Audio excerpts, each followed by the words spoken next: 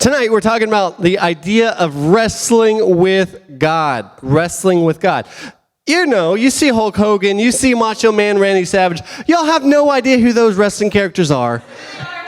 I'm thankful for the few of you that do. But now, I don't even know who you have. Maybe Randy Orton? Is that guy? John Cena? Is he still around? That's all I know from this new generation.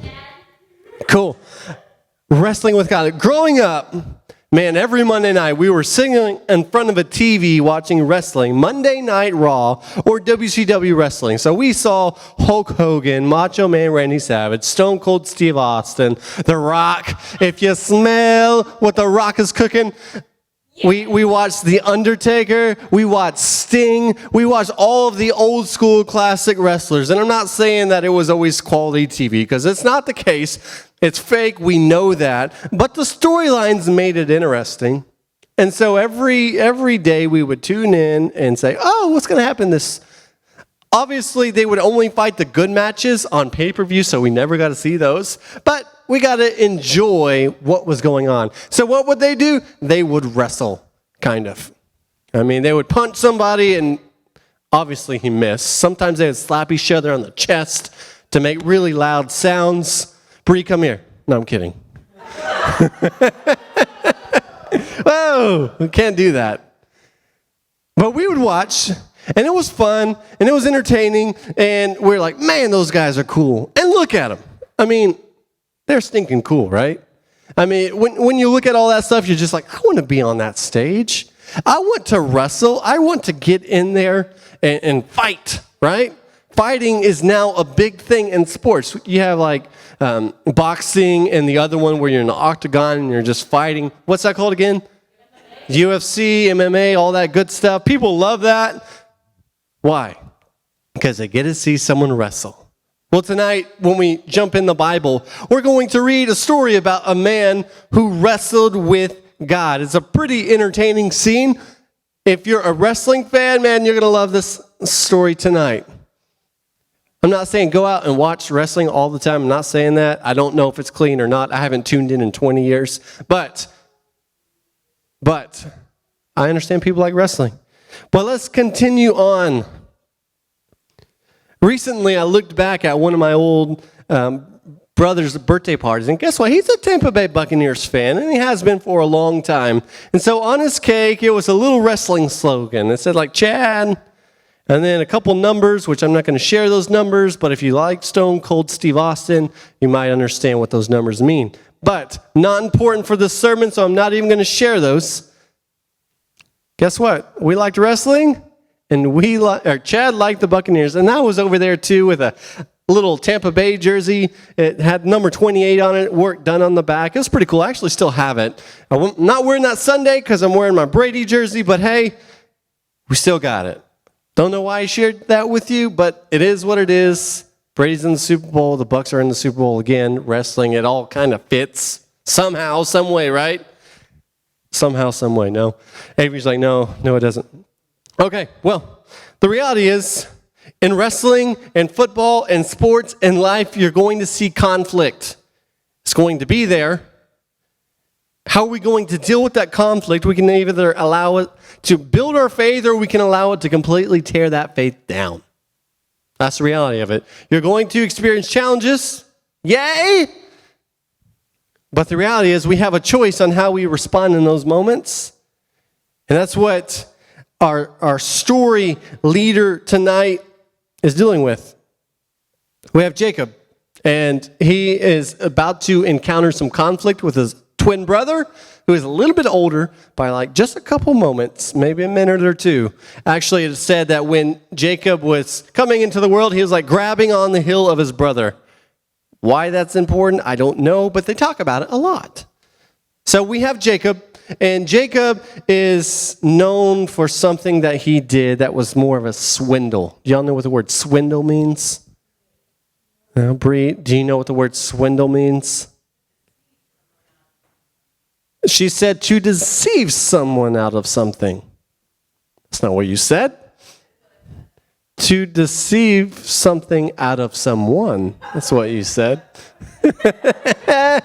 So he is known as a deceiver. Why? Because he stole the birthright from his older brother. Let's break this down so you understand the full context.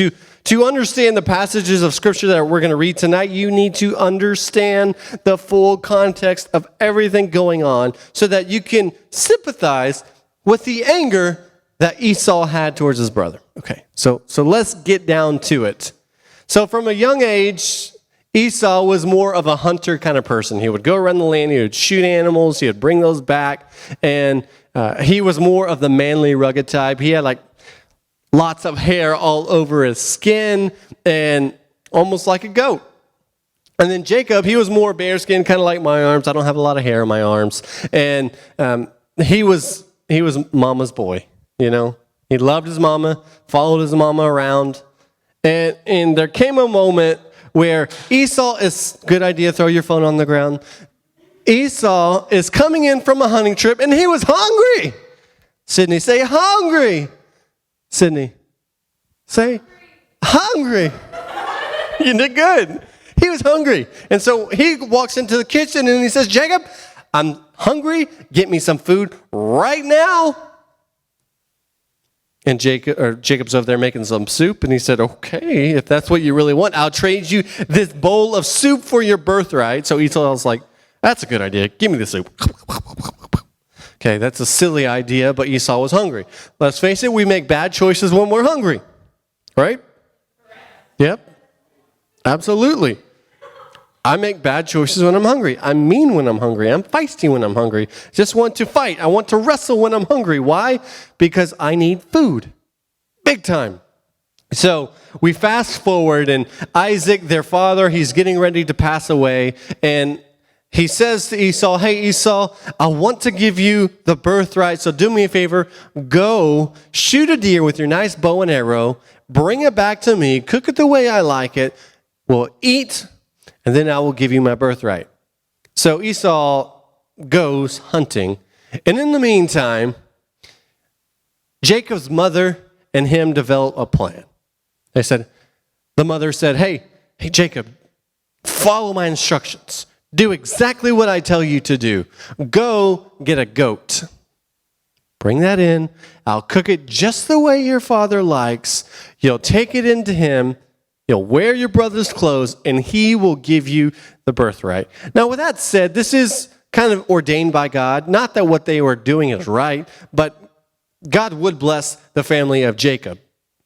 But in this moment, this is not the right way to handle it, right? If your parent has promised you a nice new PlayStation, and it's for you, and your brother or sister comes in and sneaks it away from you and steals it, we have some issues there, right? Right? Yeah. Yes, we do. And so that's what this brother does. But to make it matters even more crazy, he realized something. Jacob's like, okay, how am I going to fool my father? First, he's eating goat. Second, I don't look like Esau. Third, my arms have no hair on it, and my brother's arms have a ton of hair on it. So the mother's like, hey, no big deal. We'll get some goat hair, put it on you. I'll put it on your arms. I'll put it on your neck. So when your father reaches out, he's going to feel that hair and be like, okay, smells like Esau, therefore it must be Esau, because I felt the arms on his arm, felt the hair on his arms. Yeah, there we go. And so, long story short, Jacob receives the blessing that was meant for his older brother. So his older brother obviously is furious. When Sydney gets the Coke out of the refrigerator before Ethan can get to it, he can be a little mad, right? Yeah, absolutely. Man, brothers and sisters, we can fight. We can wrestle. And so at this moment, Esau is very frustrated. So the mother tells Jacob, hey, you better go. Go stay with Laban. Get out of here, because if not, your brother is so mad, he might take your life. So that's what he does. He packs up. He goes to stay with Laban. Long story short, 20 years go by. He marries Laban's two daughters, Leah and Rachel. They have some kids, and it gets to the point where God speaks directly to Jacob and said, hey, it's been 20 years. You need to go back home. You need to make things right with your brother. It's time. Go home. Okay, I get that, God. I understand. But going home to Esau. And Esau wants to kill me. So he follows, he obeys, he says, okay, God, if that's what you're calling me to do, I will do that. So they walk out, they follow down the path, and they get to the point where Jacob decides he needs to pray. Because let's face it, when we go through conflict, when we go through moments that might cause us to wrestle with something, when we call into question why we are doing the things God has called us to do, we have to go to the source. We got to go find the answers. Okay, wrestling with God isn't necessarily a bad thing if you are seeking God for his guidance. It only becomes a bad thing when you think you know more than he does, right? And then that's when we start making mistakes left and right. So in Genesis chapter 32, then Jacob prayed this: O God of my father Abraham, God of my father Isaac, Lord, you who said to me, go back to your country and your relatives, and I will make you prosper. I am unworthy of all the kindness and faithfulness you have shown your servant. I had only my staff when I crossed this Jordan, but now I have become two camps. Save me, I pray, from the hand of my brother Esau, for I am afraid he will come and attack me, and also the mothers with their children. But you have said, I will surely make you prosper, and will make your descendants like the sand of the sea, which cannot be counted. Jacob prayed to God, but he started off this prayer a little interesting. Did y'all catch that? He said, hey, God, the God of my father Abraham, the God of my father Isaac, I am never going to lead a prayer like that. You know, I'm just saying, hey, God, do this. I need your help. But he says, hey, you moved in my grandfather's life. You moved in my father's life. You are telling me to follow you in this moment. And what I need help with, I need help connecting with you so that I no longer see you as the God of my ancestors, but I see you as my God, the God of today. Many of you guys are lucky here tonight. You're from a family who loves God, who believes in God. They go to church all the time, and they believe. And so naturally, you follow along in their footsteps, and you believe. But there comes a point in all of our life where we have to look at our life and choose to believe because of what God has done in our life instead of what our God has done in our parents' life. What he did for our ancestors is important, but it's also important that he does something for you too. It's also important for you to have faith in God more than just, oh, my parents believe so that I believe. I will say this, you are lucky to grow up in that household. Man, I'm very thankful that you do, because if you don't, it's not easy. It's not an easy path, not an easy journey. But I'm thankful that you see that example. Jacob began his prayer by calling to his God, the God of his grandfather, the God of his father. But that prayer started to mark a switch in his life. I do think Jacob believed in God before this moment, but now because of the conflict that he is going through, he has to have God move in his own life. Because if not only would his life be taken away, but the life of his family would be taken away. The life of Leah and all those 12 sons would be taken away. Rachel and that one son and what would go on to be a few more would be taken away. Man, God has to move. God has to move. And so after this prayer, he starts thinking. He says, okay, I got to do something about this. So I'm going to split up my big crew, my massive amount of people, into a couple different camps. And I'm going to send some people with some gifts to meet Esau and his 400 men and to try to help smooth things over. And then this camp's going to go, and then this camp's going to go. And by doing that, maybe at least one of us can escape when we are attacked. Seemed like a logical plan. It's not necessarily a God-ordained plan, but it seemed like a smart move to make. And so there came a point where after he split up everybody, his family's still with him, but they cross over the river. And so Jacob stays back, and he's like, okay, I'm all alone. And then the weirdest story in the Bible takes place. Suddenly a man appears, and Jacob wrestles with the man. Hence, what you see on the screen tonight, wrestlers with a wrestling ring. I'm not a passionate fan about wrestling. I'm not saying it's even wholesome for you to watch, so I'm not encouraging that. But I am saying wrestling, Hulk Hogan, Macho Man Randy Savage fits with Jacob wrestling this random man wherever they are. So let's look at that. Genesis chapter 32, verse 22. It's a weird story. That night, Jacob got up and took his 2 wives, his 2 female servants, and his 11 sons and crossed the ford of Jabbok. After he sent them across the stream, he sent over all of his possessions. So Jacob was left alone, and a man wrestled with him until daybreak. When the man saw that he could not overpower him, he touched the socket of Jacob's hip. That was his hip was wrenched as he wrestled with the man. Let me read that verse again. When the man saw that he could not overpower him, he touched the socket of Jacob's hip so that his hip was wrenched as he wrestled with the man. Then the man said, "Let me go, for it is daybreak." They wrestled all night long. Now, I've been in some wrestling matches with my brother. I lost, and it was a very quick loss. Could you imagine wrestling with someone for 12 hours straight? I couldn't. But this is what Jacob replied, and this is a very important reply. "I will not let you go unless you bless me." Obviously, I believe that Jacob knew he was wrestling with someone who was not simply a man, but something more powerful than that. And he said, "Hey, I'm about to go do something big time, and I need your blessing. I got to go smooth things over with my brother who wants to kill me. I need a blessing." The man asked, "What is your name?" "Jacob," he answered. The man said, "Your name will no longer be Jacob, but Israel, because you have struggled with God." Okay, it's revealed who this man was. "Because you have struggled with God and humans and have overcome." Jacob said, please tell me your name." But he replied, "Why do you ask my name?" Then he blessed them there. So Jacob called the place Peniel. Did I say that right, Brianna? We'll go with it. "It is because I saw God face to face, and yet my life was spared." So Jacob wrestles face to face with God all night.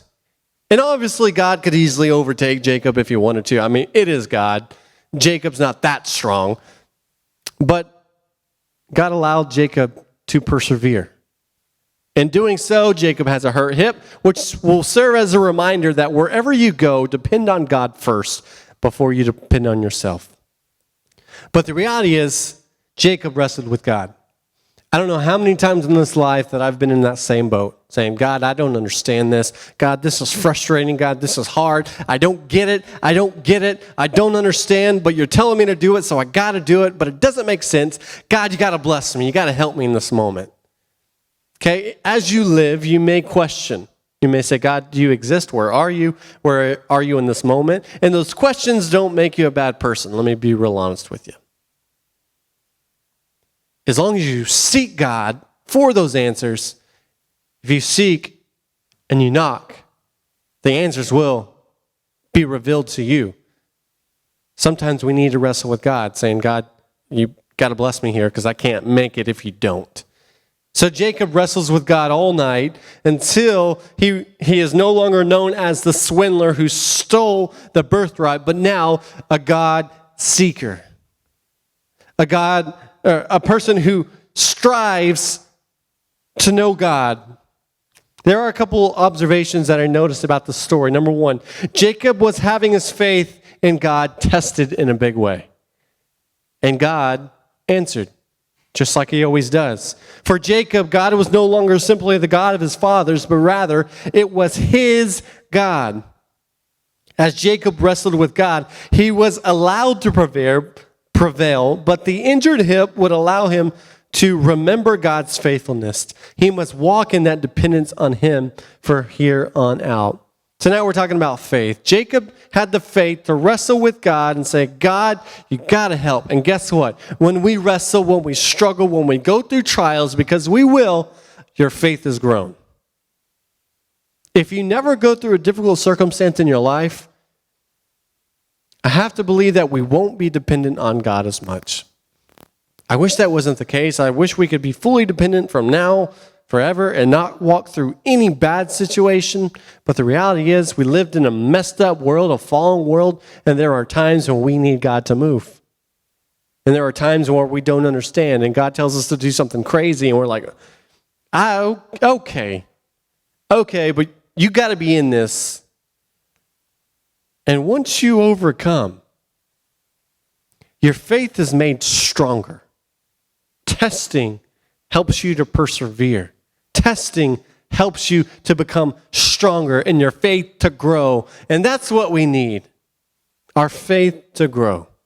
To have the kind of faith that can move mountains. To have the kind of faith that can bring the dead to life. To have the kind of faith that can say, demon, you got to get out of this person in Jesus' name. And the demon goes. We got to have strong faith. How do we get there? We wrestle with God and say, God, you got to help me. You got to help me. You got to help me. Faith is grown through the trials. As you develop spiritually, God will ask you to do things. For Jacob, it was to go smooth things over with his brother, to go home. Sometimes God's going to ask you to do things that don't make sense. For Jacob, going home to his angry brother doesn't make sense. But yet it was right. It was the right thing to do. Sometimes God is going to call you to follow him in the places that you just don't understand. And you're thinking to yourself, okay, I don't get it. I'll wrestle with you all night if I have to. But you got to bless me in this uncharted, unknown water. And then you walk through that path, and guess what? God answers. He shows up just like he always said he would do. And your faith grows. Here in America, I think we have a problem. I think we have a lot of Christians who can be a little bit lazy. They don't really allow their faith to be tested, and so we kind of just sit back in our church pew, and we go to church, but yet we don't really tell anyone about God. We don't really invite other people to come to church. We don't even lead our friends to Christ, even though we have that opportunity wherever we are. And we can just kind of sit back and become a consumer. To become church consumers. Oh, that message was pretty good, but it wasn't that good. It wasn't as good as this person. That worship leader, she sang great, but have you heard Hillsong? And we just start to see church as more of a service that we attend instead of our life. God always wanted your dependence to be on him, to be your life, not just something you go to once or twice. So as you live, as you get out of your comfort zone and say, I'm going to follow you, your faith has grown. And we need our faith to grow. Brings me to my second point tonight. Make your faith in God your own. We heard Jacob saying, man, the God of Abraham, the God of Isaac. But Jacob needed God to be his own. And yes, he listened to God. That's what got him into this precarious situation. But he needed God in that moment. And when God answered, guess what? God became his God. Truly. Not the God of his parents, not the God of his grandparents, but his God. When you need God to do something in your life, when you ask him, when you wrestle with him saying, hey, God, you got to be in this, guess what happens? There's a switch. It's no longer head knowledge. It's no longer, oh, my parents go to church, so I go to church. No, it becomes something different. It becomes something more. You say, you know what? This God is answering my prayers. This God is directing my steps. This God is calling me somewhere. This God is pushing me forward. This God is becoming my God. And if you can get anything out of tonight, God must become your God. Yeah, there are going to be trials. There are going to be things that don't always make sense. But yet you got to follow, because that develops your faith. And it's got to be your faith. It can't be someone else's. It can't be my faith. You can't rely on my faith to make it through. You can't rely on Brianna's faith to make it through, or Eric's, or Amy's, or Mia's. No, it's got to be your faith.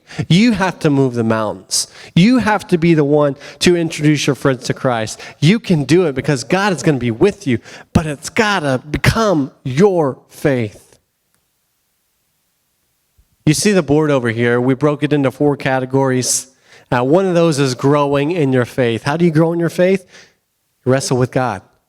Say, God, don't understand, doesn't make sense, so I'm going to wrestle with you until daybreak so that I can receive a blessing from you. So let's conclude this story. What goes on to happen? People come across Esau. Esau is bringing a big group. He's got 400 men with him. He's looking strong. He's looking mean. The first group goes by, second group goes by, until finally Jacob has a confrontation with Esau. That conflict that we thought we were going to see. Guess what happened? Esau just throws his hands up and says, brother, you're here. I don't care what happened in the past. You're my brother. You're my twin.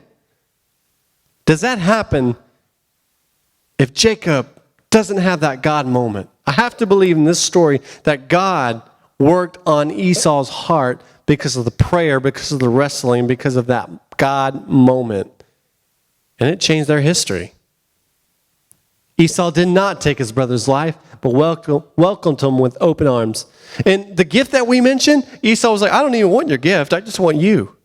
I don't care about the gift. But Jacob's like, okay, no, you're taking the gift, okay? I brought you this. You're taking the gift, right? Avery, you're taking it. You're taking the gift. Things worked out for them. So how does that relate to us? We have to have our faith grown. We got to have our faith pushed. No longer can it just simply be a message that's a feel-good message and we go home living a life unchanged. But no, we need to be challenged. We need to be pushed. You do need to spend time, daily time with God. You need to read the Bible. You need to pray. That goes without saying. That's how you continue to grow your faith. But what jumpstarts your faith even more, what takes it to the next level is saying, God, I don't understand, but if you're calling me to do something, I'm doing it. Let's go after it. Many of you guys know that we've been holding off on this big announcement, and I know time's almost up, so we're going to go and reveal that announcement right now, and then I'm going to share with you what we're going to do about it. So February 24th, you remember that date, right? February 24th? You ready for this? All right, as of yesterday, I had someone contact me on Instagram of all places. Yeah, believe it or not, Instagram. And he said, hey, Pastor Dustin, I am a Christian hip-hop artist. I'm a youth pastor out in San Angelo, and I'm going to be in the DFW area. And I just wanted to connect with you to see if I could come have a concert at your church.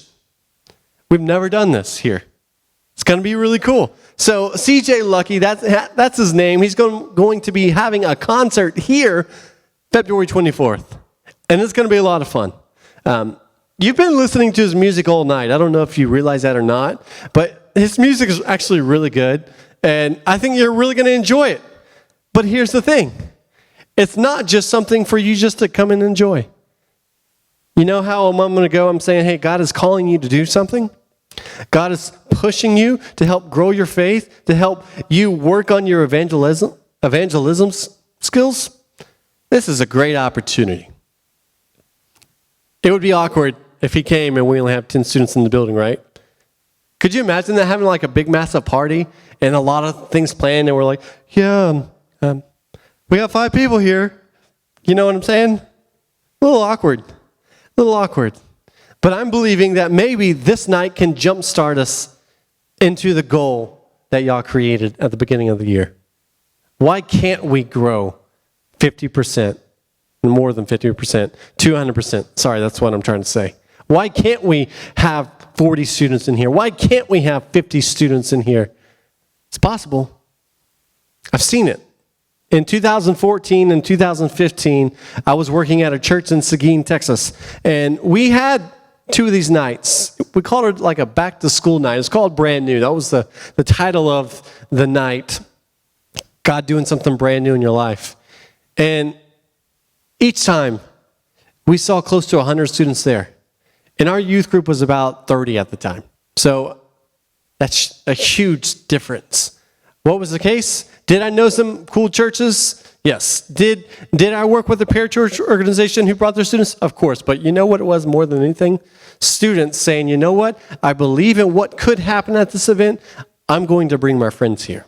And I'm not just going to bring 1. I'm going to bring 2. I'm going to bring 3. I'm going to bring 4. Because I know God has something in store. This is not an attendance grab. This is not our way of saying, you know what? We're going to have so many people. No. This is our way of saying what happens this night could change their destiny, could change their future. And I want to help. So we're providing a great event for you. I can't wait. It's going to be exciting. You're going to see more promo videos and music within the next couple weeks before he comes out. But I encourage you, even now, start inviting your friends to this amazing, amazing night. Like I said, he is a youth pastor, so he's going to bring a great message. But in the meantime, I think he's going to play some music that you're really going to enjoy way more than my own singing, right? Absolutely. So I'm going to go ahead and let you guys be dismissed.